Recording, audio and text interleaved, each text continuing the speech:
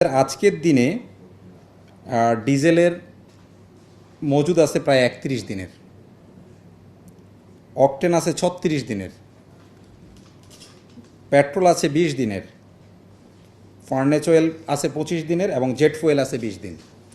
ফলে নর্মালি আমাদের যা থাকার কথা তার চেয়ে অনেক বেশি। আর আমাদের সাপ্লাই চেইনে পর্যাপ্ত সাপ্লাই চেইন আছে আমাদের, যেটা দিয়ে আমাদের আগামী জুলাই অগাস্ট মাস পর্যন্ত আমাদের কোনো সমস্যা নেই।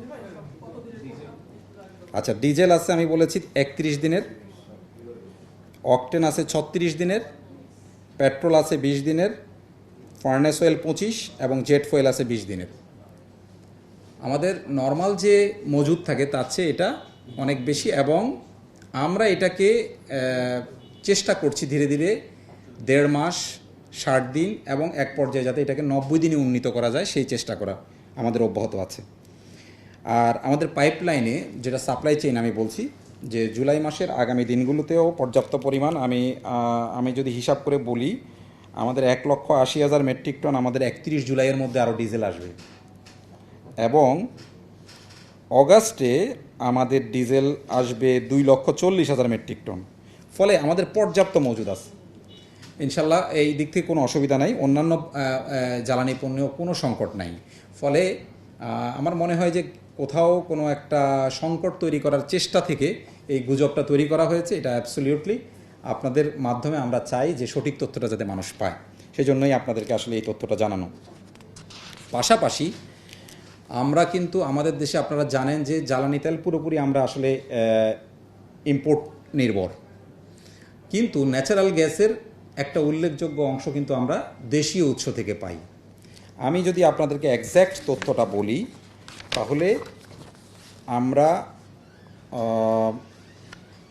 জ্বালানি তেলের ন্যাচারাল গ্যাসের ক্ষেত্রে আমরা প্রতিদিন দেশীয় এবং এলএনজির মাধ্যমে মোট যে আমাদের চাহিদা তার প্রায় দেশীয় চাহিদা হচ্ছে, আপনারা জানেন যে আমাদের 3,800 মিলিয়ন ঘনফুট, আমরা সরবরাহ করতে পারি সব মিলিয়ে 2700 থেকে 2800 মিলিয়ন ঘনফুট। ফলে কিছুটা ঘাটতি তো আমাদের আছেই, এটা দীর্ঘদিনের সমস্যা। আসলে আপনারা জানেন যে এক্সপ্লোরেশন নিয়ে অনেক দিন কাজ হয় নাই, সেটা বর্তমান সরকার ক্ষমতায় আসার পর থেকে খুবই আমরা অ্যাগ্রেসিভলি চেষ্টা করছি ড্রিলিংয়ের কাজগুলো এগিয়ে নিতে এবং অন্যান্য যেসব ইনফ্রাস্ট্রাকচার আছে এফএসআরইউ থেকে শুরু করে অন্যান্য জিনিসগুলো, সেগুলোও সরকার খুব দ্রুততম সময়ের মধ্যে যাতে বাস্তবায়ন করা যায় সেই কাজগুলো করে যাচ্ছে।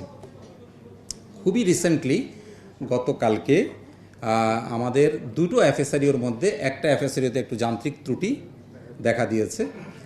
আপনারা জানেন যে যান্ত্রিক ত্রুটি দেখা দিলে তো আসলে কারো কিছু করণীয় থাকে না। আমাদের দুটো এফএসআরইউ থেকে আমরা এলএনজি মূলে প্রায় 1,000 মিলিয়ন ঘনফুট গ্যাস বা 1,100 মিলিয়ন ঘনফুট গ্যাস আমরা পেয়ে থাকি। তো একটাতে সংকট দেখা দিলে স্বাভাবিক কারণে একটা ডিসরাপশন তৈরি হয়। সেই ডিসরাপশনের কারণেই কিছুটা আপনারা লক্ষ্য করেছেন যে ইয়েগুলোতে সিএনজি স্টেশনগুলোতে একটু লাইন আছে, বাট এটা খুবই সাময়িক।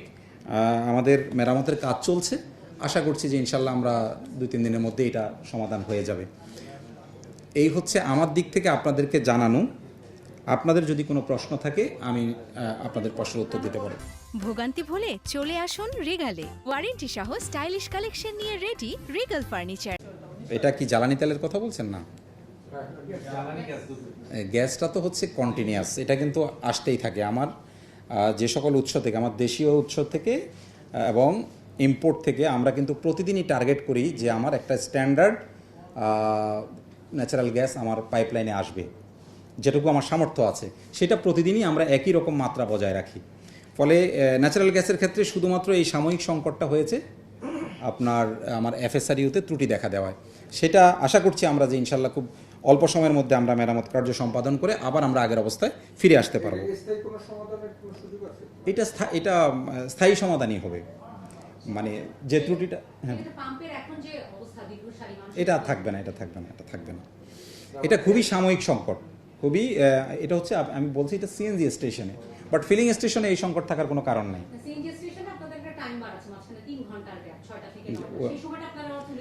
ওইটাকে বলে অপারেটিং আওয়ার, ওই অপারেটিং আওয়ারটা আমার রাখতেই হয়, তাদের বিশ্রামের দরকার আছে, সেই জন্যই ওটা আমরা নির্দিষ্ট করে দিই যে এতক্ষণ অপারেটিং আওয়ার থাকবে, বাকিটা বন্ধ থাকবে।